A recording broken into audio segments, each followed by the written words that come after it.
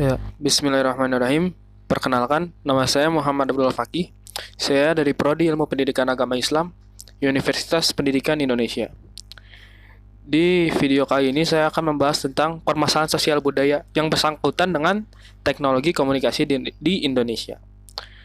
Permasalahan sosial budaya yang terjadi di Indonesia banyak kaitannya dengan teknologi komunikasi. Perkembangan teknologi dan komunikasi memang dapat membantu masyarakat dalam memenuhi kepentingan atau kebutuhannya. Namun, apabila dalam penggunaan tidak sesuai atau terjadi salah penggunaan, maka dapat pula mengancam kehidupan masyarakat. Salah satu contohnya adalah munculnya masalah dalam kehidupan bersosialisasi dan interaksi sosial. Sebagai contoh, yang pertama, teknologi yang sangat berpengaruh saat ini dalam bersosialisasi dan interaksi sosial adalah internet dan handphone. Lalu, yang kedua, beda dilihat dalam kehidupan sehari-hari, masyarakat Indonesia tidak ada satu orang pun secara umum dapat meninggalkan atau hidup tanpa handphone dan internet saat ini ya. Lalu yang ketiga, ada juga maraknya layanan jejaring sosial atau sosial media yang semakin beragam dan digunakan setiap orang setiap harinya.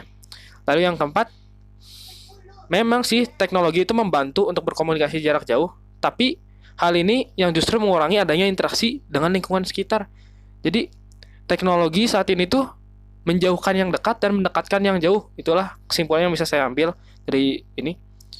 Selanjutnya, dengan adanya layanan seperti media sosial, justru membuat yang dekat terasa jauh, seperti yang saya bilang tadi, sedangkan yang jauh menjadi dekat.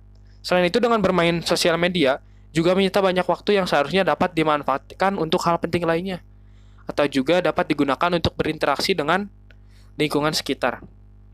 Keadaan ini dapat menyebabkan masalah bagi seseorang karena tidak dapat menjaga hubungan dengan lingkungannya. Karena kurangnya komunikasi atau interaksi, permasalahan sosial budaya seperti ini yang sering disepelekan oleh masyarakat Indonesia, namun sebenarnya sangat berpengaruh bagi nilai maupun kehidupan sosial di budaya di Indonesia.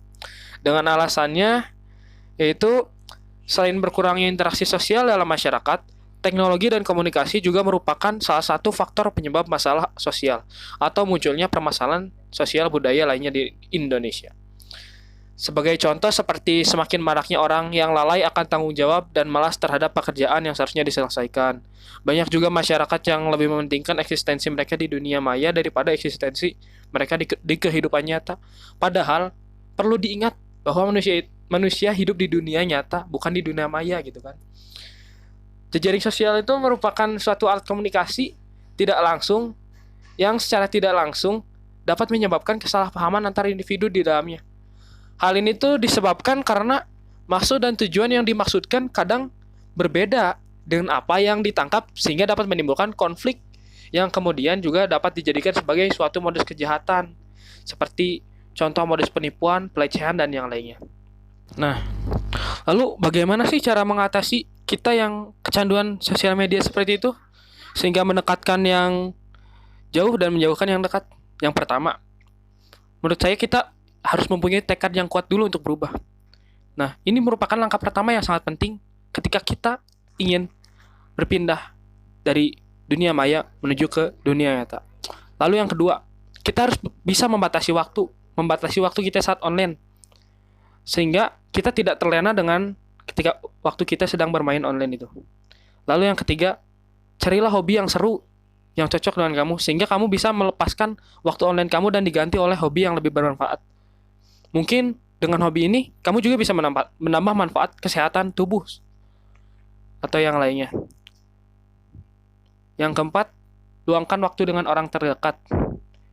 Jika selama ini kamu tuh sudah tenggelam terlalu dalam di sosmed dan mengabaikan keluarga, maka cobalah kini berubah gitu. Luangkan waktu lebih banyak untuk keluarga. Jangan sampai kita